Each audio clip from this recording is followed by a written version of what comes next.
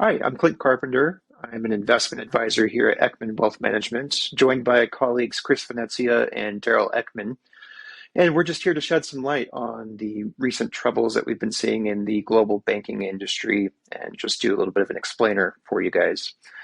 So I think we'll just jump right in. Kris, why don't you tell us what's been going on, what the headlines have been kind of saying about what's happening with banks out there? Sure. Yeah. Always fun when banks collapse. Not something you see every single day, but here we are in 2023, and we've had a bank collapse and then a bank takeover and another bank collapse. But essentially, to set everything up, the domino started to fall with something called Silicon Valley Bank, located in California. Probably should have had a better name when you think about it, but I guess that's in hindsight now. Silicon Valley Bank had essentially what's traditionally a bank run, and I'll skip over some of the parts of that, but the gist is there was a run. People were going to the bank saying, hey, I want my money back. More people came to get their money back than Silicon Valley Bank actually had assets to service. That's how you get a bank failure. So Silicon Valley Bank, currently there's negotiations, FDIC, federal regulators essentially trying to find out how to piece that together. The big thing that came out of it, which should kind of alleviate concerns that will be touched on later by Daryl, is the federal government kind of securing depositors, telling depositors like, hey, all of your money is backed up, even ones that technically weren't insured. And like I said, Daryl and Clint, we'll get to that later. The fallout has been other banks have started to have runs on their deposits, right? People saying, hey, I don't know if I trust my bank. I'm going to pull some funds out. The next person impacted being Credit Suisse over in Europe. Regulators in Switzerland came up with a deal where UBS essentially took over Credit Suisse, which was a big deal. Credit Suisse considered one of the top 50 banks in the world, labeled by regulators as of significant importance. So they didn't want it to fail. They forced essentially UBS to buy it for what's effectively pennies on the dollar. It's like 3.2 billion, but in financial big bank terms, pennies on the dollar. We still have some rumblings out there. There was kind of another bank in New York that was a crypto bank. That certainly there's discussions about how that's going to be acquired, but another one that regulators shut down, First Republic Bank in California. So there's some concerns out there about banks. And without getting too technical, it has a lot to do with sort of how bank assets are held, combined with people kind of making runs, pulling deposits out of some of these smaller, mid-sized, or, in the Credit Suisse case, a bank that had lost some of its luster in recent years. Clients weren't going to wait around to see what happened. So certainly strange times. Banking crisis certainly puts jitters out in the world. The credit where credit's due, regulators have stepped up so far in a big way, but we'll see. Every 24 hours, it seems like a new story breaks out of it. But yeah, with that, I'll turn it over to Daryl, who's going to kind of talk about it more. Yeah, well, thanks, Kris. Yeah, this is something that has happened over the years. As of right now, it doesn't appear to be something that will continue to develop, although it wouldn't surprise me if it did. And it's actually a good thing, and that's the way we look at it. The banks have to go through this every once in a while, a cleansing. It keeps them on their toes. If we looked at Silicon Valley Bank, we could see some of the mistakes that they made, and it actually is a little on the heinous side there. It's very extreme. So, but we don't feel like it's that much to worry about right now.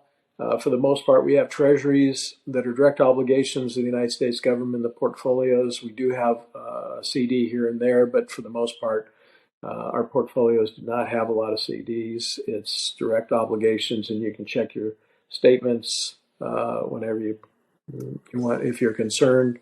But we have gotten a lot of phone calls. I've been stopped by people and say, "Hey, what do you think of what's happening?"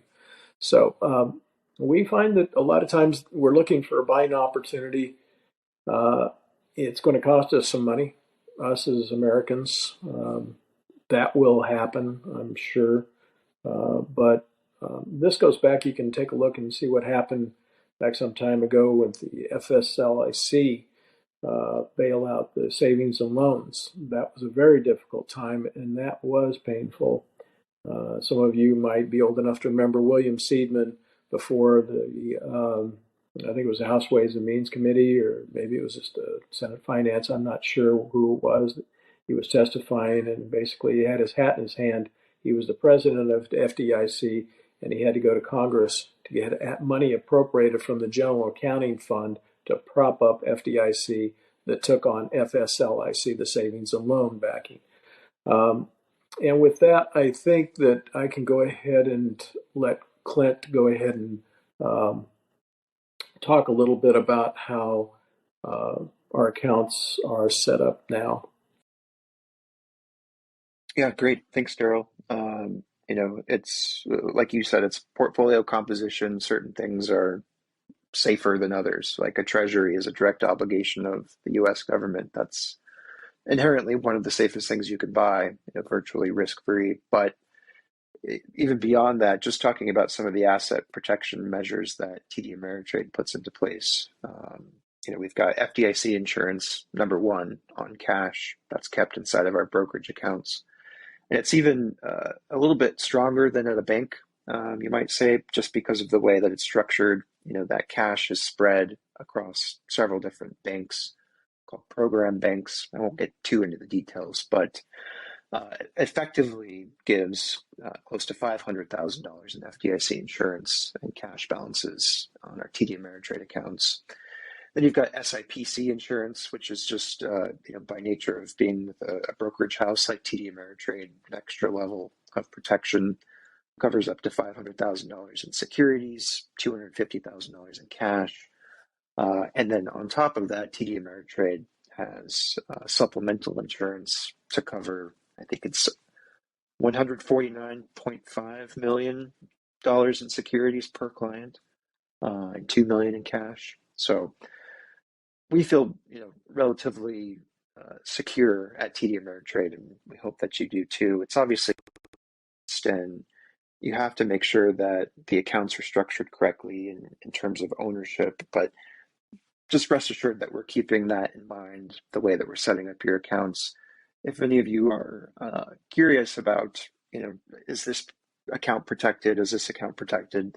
Just give us a call. We'll walk you through it and what those limits look like for you specifically. So I think this is good, guys.